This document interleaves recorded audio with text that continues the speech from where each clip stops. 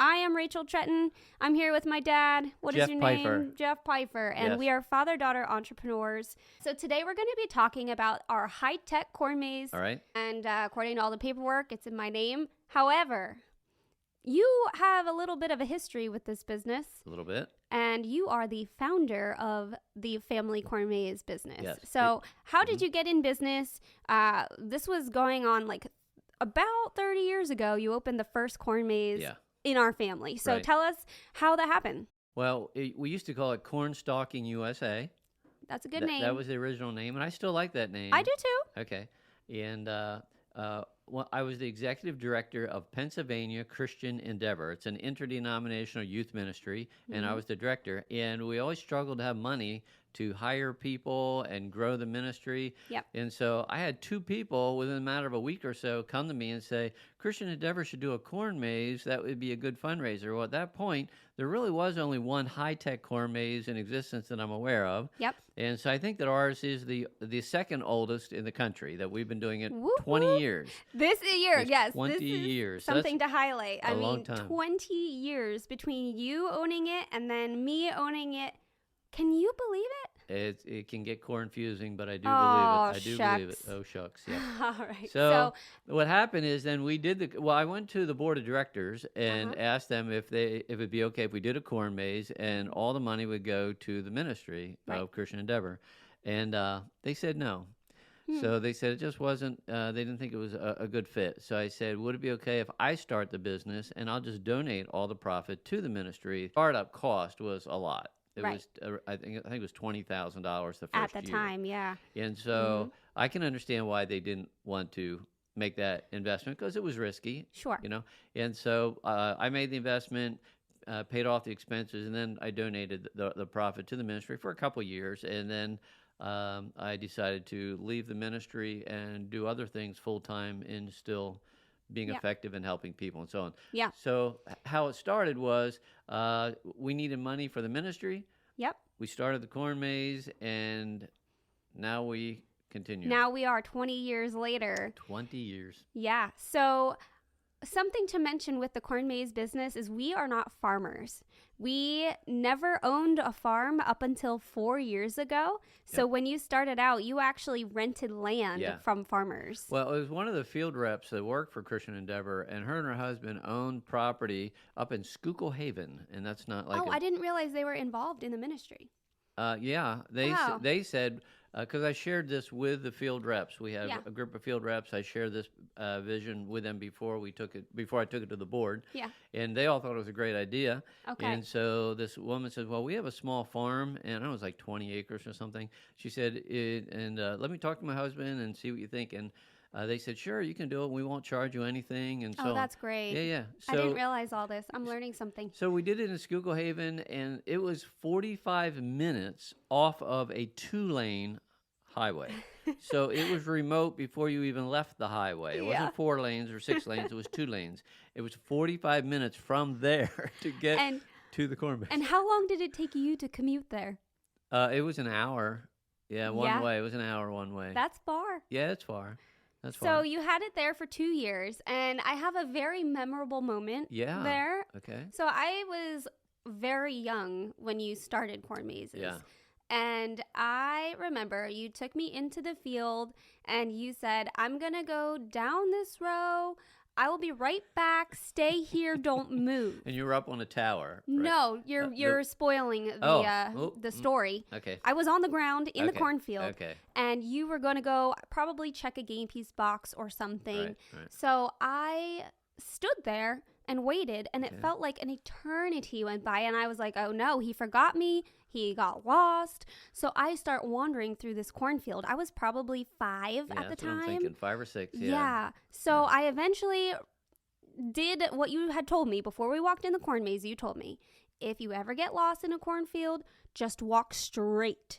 Just go straight through the corn, and you just keep walking you will eventually come out of the field. Yeah. So that's what I did. And I came out to the road, and there were cars going by. I was scared I was going to be kidnapped. Like, I had no idea where you were, how I was going to find you. So I started panicking a little. So I ended up going to, there was scaffolding there, which was our lookout tower at the time. Right. So I climbed up on like the second level, and I was like, Dad, and you eventually found me. But that was very traumatizing. I'm sorry. And then if I'm not mistaken, the next year is also one of the most memorable events that I've ever remember with this business. Oh boy. You know exactly where I'm going with this. Here we go. So, Dad, being, as a little girl looking up to your dad, I have a great dad. I know that's not the case for everybody, but I'm so thankful for you. And Dad was like a superhero. He was just like, nothing scares Dad, right? So we're in the cornfield mowing the lawn, like mowing the path on a riding mower, like a John Deere riding mower. Yeah.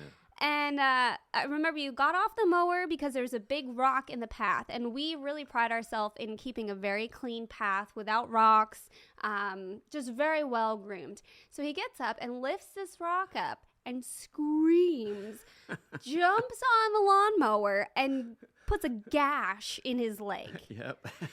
So I'm like, what just happened? Yeah. Here, it was just a bunch of mice living under the rock, moving around, but there were so many of them, you thought it was a snake. Yeah, it was. There was like 20 of them, and it was like the rock was good size, and I took all I had to get it up, and all I saw was this movement. The whole thing was moving at once. It's like, so I thought it was a snake, because this was a remote place where we had this corn maze. In fact, I always said that we had more deer going through the corn maze than we did people. Yeah. But, So that was very memorable. Okay. Yep. So moving on, fast forward, you were only in Schuylkill Haven for about 2 years. I think it was 3. 3 years? Yeah. And then Royersford was the next location. Well, that's when, because it was remote, I think we had like 3,000 people go through it. The whole year? Yeah, for the whole year. That sounds like a lot to the average viewer, but it's really not. No. So I thought, let's find a place that's closer to a city, more metropolitan, suburb kind of thing. Uh-huh. So I went around, checked with different places, and there was a church that was right next to a field, and the church had a big parking lot already. Went to the township, and they said no. So then I hired an attorney. They said no? Yeah, yeah. How come I don't know this? Hired an attorney, went back to the township with the attorney, and they said no. And then the attorney said, could we talk off the record? So they did, and he went and talked with him a little bit. Then he came back, and they agreed to let us do it for 1 year. Okay. Basically, they didn't know what a corn maze was. The attorney didn't know what a corn maze was. Good point. And he talked them into letting us do it for 1 year. Mm-hmm. And so after the first year, I needed to go back and reapply. Okay. So I called them just about when the year was up, and they said, oh, no, it's fine. You don't need to come back anymore. The community loves what you're doing. Just yeah. But that's great. Yeah. So you were there for a good chunk of time, like there, 8 years? Well, 7 years. We were there 7 years, and we were averaging 15,000 customers. That is incredible. Yeah, so we went from 3,000 to 15,000 because we moved away from where the deer were. They weren't paying to go through. So we went to where we had paying customers. And Yeah, so at that point, you were still renting land. Yeah. The gentleman that we started by renting from a gentleman who owns a business, and he was kind enough to let us to do the corn maze there for free. He wasn't charging us anything, and we were parking on his property. And then we couldn't, when as it grew, we needed more parking. So the church had a parking lot, so we were parking on that also. Right. And then we outgrew that. Right. So there's another farmer who owned land right next to it. Yeah. And he was in his 80s. Right. And I asked, could we use your field for parking because it was contiguous to where the field where the corn maze was. Contiguous means land is connecting, for those who don't know. That's a word I just learned. Oh, okay. And so he said his name was Harvey. Yeah. Nice old guy. Sweet man. Nice guy. He was cool. He was really cool. And so he said yes. So we rented from that. So then we had 2 acres of parking there to start out with, and I think we added more to it later. But that's when we also added, we had a corral with animals in it. Yeah, so you were a tiny bit more than a corn maze at that point. Yeah. You had a few animals to look at. The first 2 years, we didn't have anything. Yeah, it was strictly just the corn maze. That was it. Yeah. So, yeah. But you were there for 7 years. Yeah. Poor Harvey passed away. Yeah. And Harvey said, I tried to get him to give us a lease. And it's like, Harvey, would you give us a lease, at least for 1 year or 2 years? And he said, no, won't do that. He said, the people who are going to inherit my farm, they're going to let you keep doing it here, no problem. I said, Harvey, they're not going to. He said, they will. And he just wouldn't give me a lease. Yeah. And so the cemetery is actually right next to contiguous to his property, where the parking lot was. It was right beside it. A cemetery. A cemetery. The church. And the church's cemetery was right there. Okay. And so when he passed away, he was buried right there in that cemetery, right beside his field. Didn't know that. And so his body went down. Oh, no. In the ground. Yeah. Everybody was dismissed. The people who had inherited the property, he walked over to me and he said, you're done with the corn maze. Get your stuff off the property. What? Oh, yeah. And so I was like, okay. Wow. And no care whatsoever about your feelings or that was your business you worked so hard to build. He said, get the stuff, because we stored stuff in his one barn off season. Right. And he said, get the stuff out of the barn as soon as you can. He said, you're done here. Wow. And then they sold it to a developer. They just wanted the money. Didn't care at all about and you. If Harvey knew that, I really think he would have given you the farm, probably. He was such a sweet man. Harvey and I became friends. Oh, for sure. So, I helped him with a bunch of things. I insulated his basement. It wasn't insulated, so I insulated that for him. Mm-hmm. He raised chickens. Oh, yes. Fun fact. Yeah. He adopted my rooster. Ah, yeah. In the off season when we weren't open. I asked him, I said, we got this rooster. We don't want it. Do you want it? Not that we didn't want it. It was in the off season. It was off season. So we didn't want to take it home with us because we lived in a neighborhood. So my pet rooster lived on his farm. And then I went back one day and I said, where's the rooster? He said, the darn thing kept biting me, so I had it for dinner. My poor rooster. We called it chicken licking. I loved my chicken licking. He was the best. It was finger licking good for Harvey. So that was that. Yeah. So then, after that location, we went to Erie. Erie, Pennsylvania. So that's on the other side of the state. A friend of mine who was a pastor, he got transferred to a church in Erie, and he wanted to do it there. Yep. And so there was actually a buffalo farm, which is still there. And I think they might still be doing the corn maze. It's not high tech like we do it. Yeah, it's but a little dinky I think it's still there. Yeah. Yeah. And so that was fun. That lasted, I think, 3 years, I think. Yeah. What happened? That's far. I mean, that was 6 hours one way for you to commute. Yeah, and I would go up there sometimes a week at a time. Right. Especially when it comes time to cut the maize and do all the prep work. Yeah. Yeah. So so that worked fairly well. We had a couple thousand people, I don't know, 3,000-4,000 people attending each year there. Right. And then I had another friend in ministry, and he moved there. And he lived like right nearby. And I asked him if he would be interested in additional income to run it because it's really too far from me, and he was really happy to do that. Sure. So he ran it for 1 year. Then the second year, when it was time to do it, I went up to meet with him and everything. And when I got there to meet with him, he said, I changed my mind. I don't want to do it anymore. Yeah. And I'm thinking, well, what do you mean? So he said, who's going to run it? Yeah, who's going to run it? And so I really got stuck there. Yeah. And I needed to move the stuff out of that property. And so there's a church that I was attending in the area whenever I'd go in that area. It was a really good church. Can't think of the name of it, but it was the biggest church in that area there. And so I called them. I said, this is trying to explain what happened. We had a corn maze. We're shutting it down. We got a bunch of stuff. And they're thinking, well, what stuff could we want? Sure. Well, there were the coolers.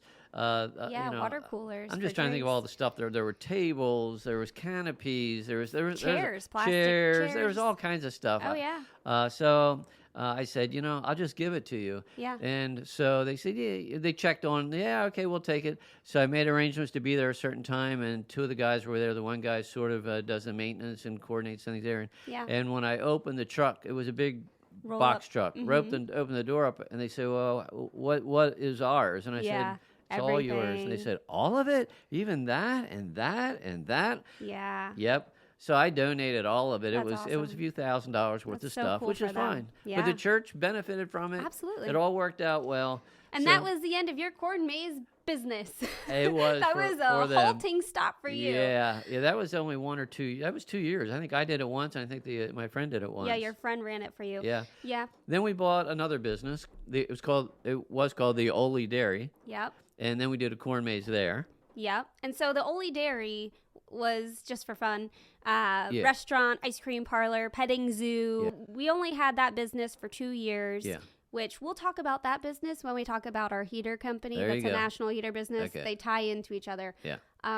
It's kind of fun how our businesses do overlap Yep, with each other. They do. But yeah, so you had that business for 2 years. Yeah. The corn maze ended, and Yeah. that was the end of that. That was the end of that. And I said no more corn mazes unless we own the land because there's so much involved with setting it up. And yeah, the investment, Right. like there's so much money you invest that you don't even see. Yeah. Like installing water pipes under the ground to take out to the animals, or digging trenches to bury electric, Yeah. or even like Sound systems. setting up the ticket the booth. tower. That's a permanent thing. Yeah. So much money goes into starting up Extension a corn maze cords. that you don't I even. mean, we have probably Yeah. $1,000 just in extension cords. I mean, Yeah. we have got, Oh, for sure. That's an easy. Yeah. So then, so a farmer contacted me who knew that we had a corn maze in Royersford. They said financially we're not doing real well. We're struggling. We could use additional income, and besides, maybe we could help or whatever. And so I didn't want to do it. Yeah, you didn't want to do it. So at that point, I was 18 years old. Yeah. I had just graduated from high school, and I knew pretty much my whole life I wanted to do a corn maze because I grew up in the industry. I have a lot of good memories. I remember walking the maze with your employees as a kid, feeling like I was helping, but I really was probably just being babysat by some of your employees. Right. So but you could were run- wearing the staff shirt yeah. and the hat. And, Yeah. Yeah. So I knew I have a heart for people. I want to tell people about Jesus. I knew I wanted to do some type of ministry, but I know, let's be real. If I went to China for missions, I would starve. So staying local in the United States, being close to family, being close to friends, like that was real. Like there's a huge need here. Yeah, absolutely. So the corn maze was something I knew I wanted to do as ministry, but then I also didn't have to raise the funds for missions either because I'm staying local. The corn maze brings in an income, so I will be able to eventually live off the income and do ministry. Right. So at 18, we did sign a contract with the local farmer. Thankfully, it was like a 20-minute drive from home for us. You were very involved. When I took over the business at 18, I was working as a nanny, watching children. Yeah. That was paying the bills to invest into the corn maze. My mom, she was a huge help as well. And at 18, $1,000 is huge. That's a lot of money. So I had to buy a new lawnmower. So I took a loan from the bank of mom, bought a lawnmower, and I paid her back. So there was definitely a lot of like borrowing money going on between you and mom or mama. Like we mentioned, we were renting the land. So it made it a little difficult because we had to go get permission from the farmers to do things. Like if we wanted to move a fire pit, we had to get permission. And the more that we were there, the more I felt that they kind of wanted a little control over the business, which it was our business. So it gets a little sticky, a little tricky when you're renting land from somebody because you don't have full control over how you run the business. But they own the land, so we can understand how they feel about that. Sure. They said people would come and knock on the door, like if we closed because it was a rainy day. Yeah. They would go to their door and knock on the door, and they had to be answering the door all day because we were closed. And so they had to deal with us. They're very nice people, and we like them a lot. We're actually really still nice friends people. with them. Oh yeah. Yeah. But it was time to kind of just be done because at that point I was married. I was going to have a baby. So having a small baby, being a new mom, running a corn maze was just not realistic. So we just closed the doors and honestly didn't think we'd ever do a corn maze again. Right.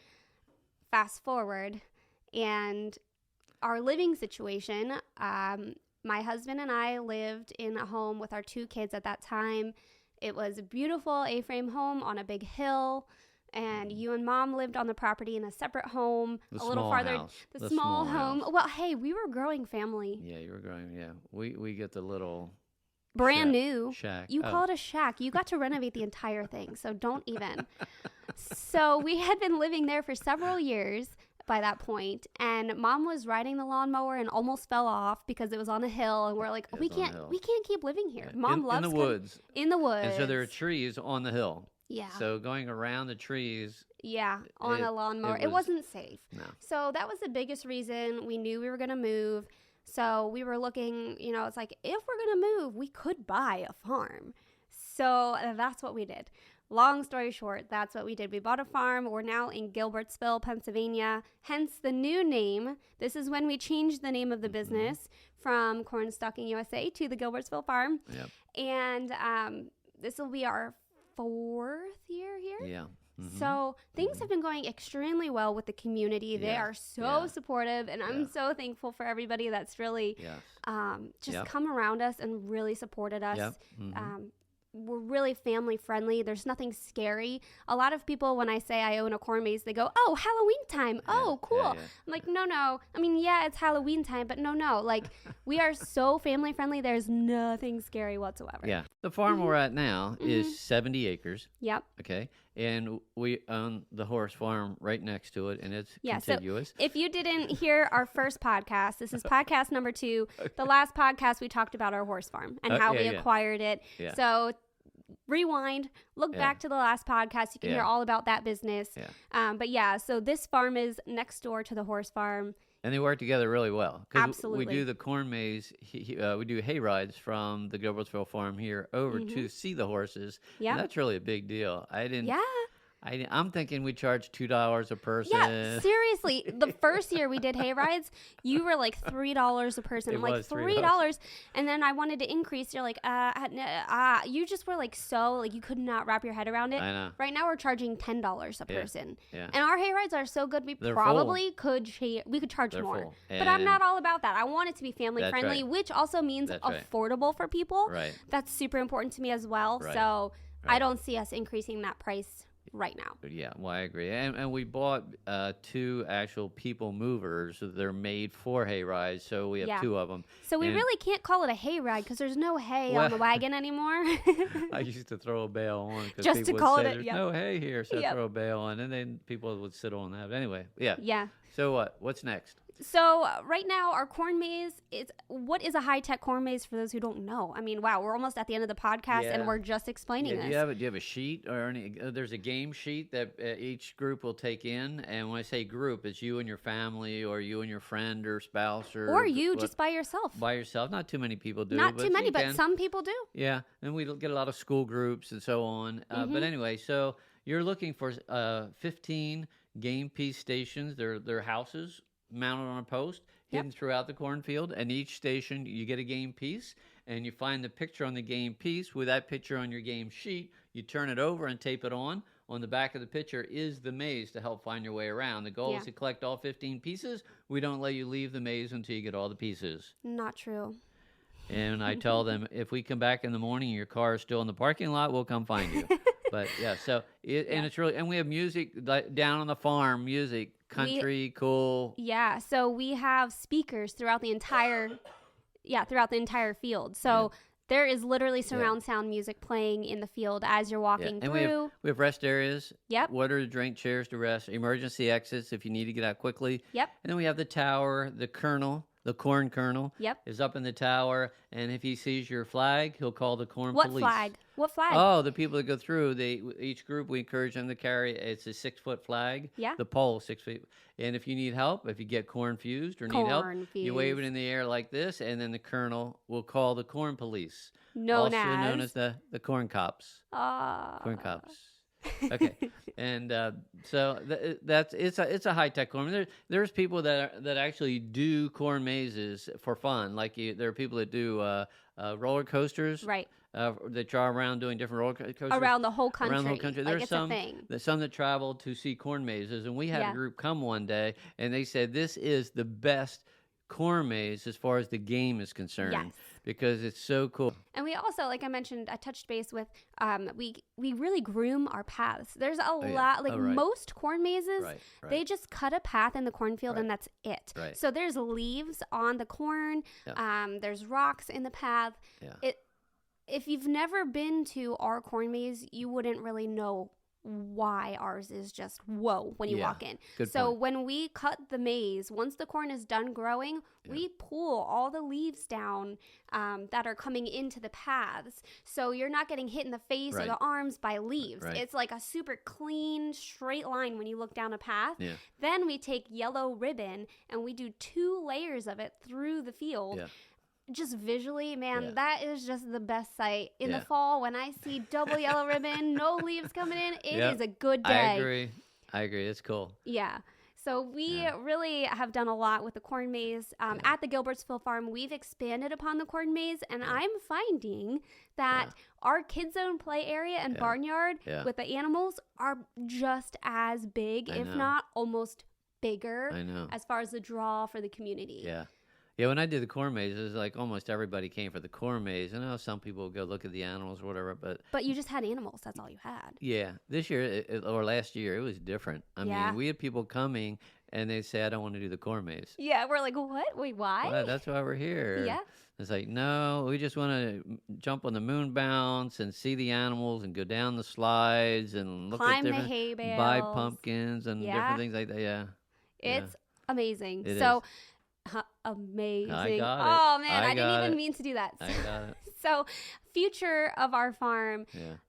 If we were allowed to do whatever we wanted with our farm. Yeah. So you would think that because you own the farm, you can do whatever you want. But with our farm, it's under land preservation, clean and green, meaning you have to farm the land. It can't be used to like build homes or whatever.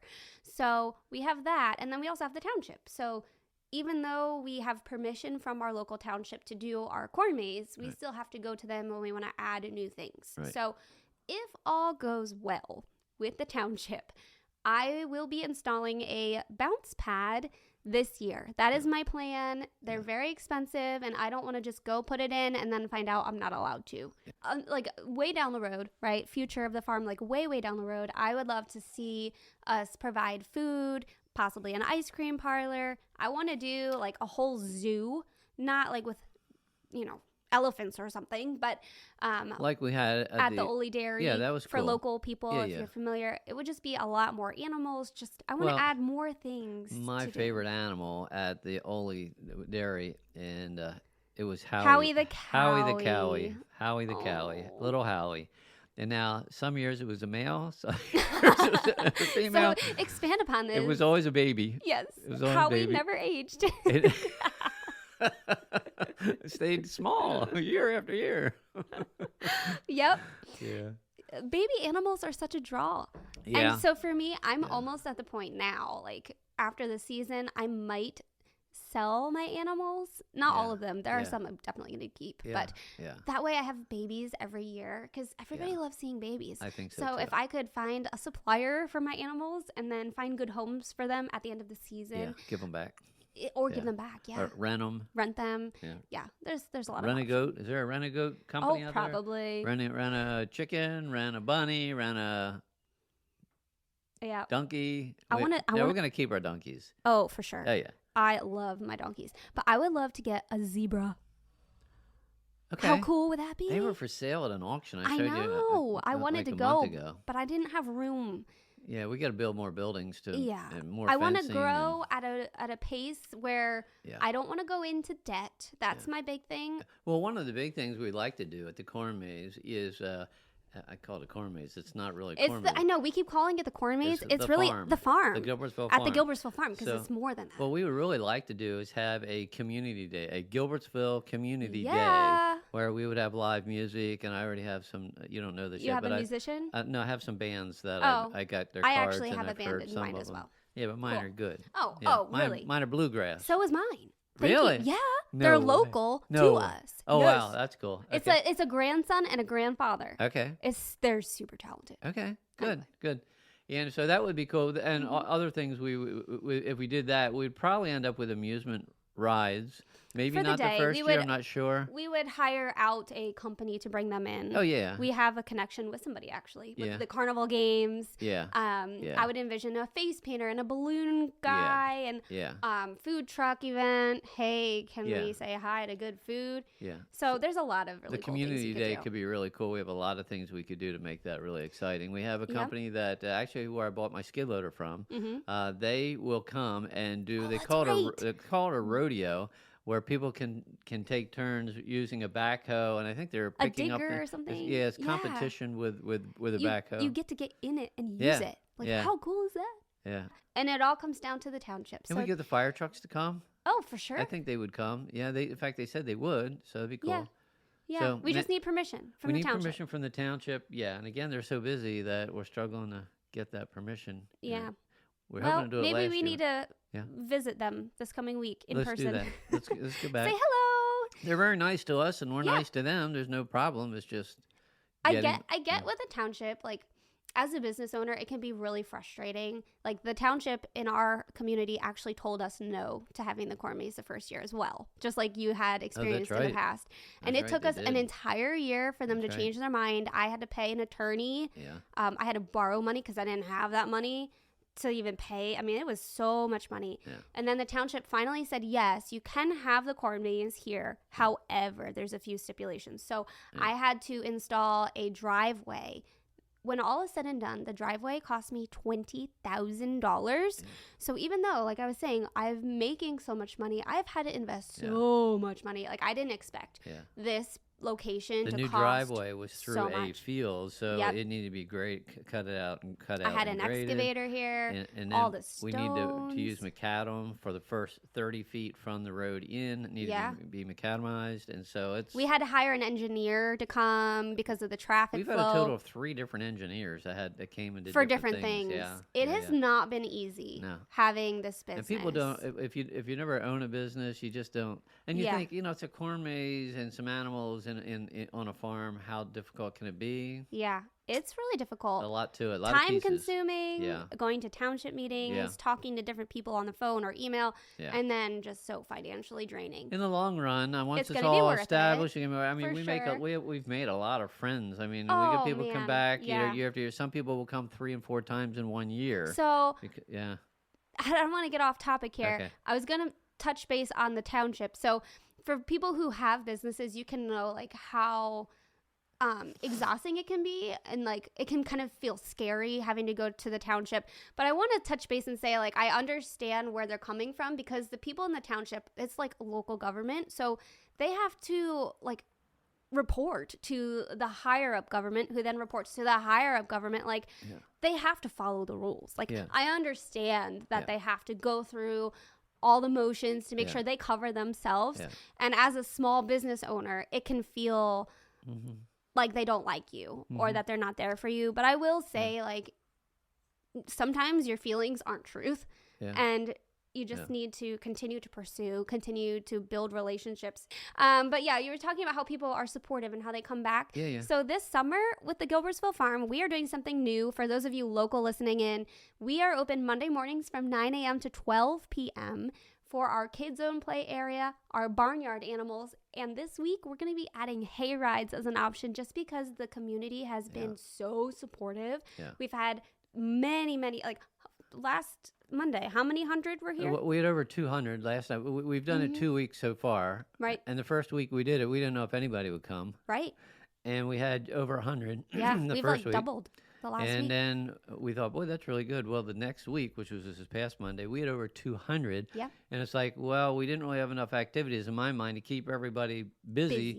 So I started giving hay rides. Yeah. And so I gave an abbreviated version of the hay rides just to keep them occupied, and we didn't charge anything. Right. And they were extremely grateful. Except for one. Dun, dun, dun. Oh, really? I had somebody comment. They're like, well, we got a free hay ride. I said, yeah, it was free because we were so busy. This coming week, we're going to be charging. Okay, she didn't complain the day of the event. No. Now she's complaining that we're charging for the hay ride. It was free Not last all time. things are free in life.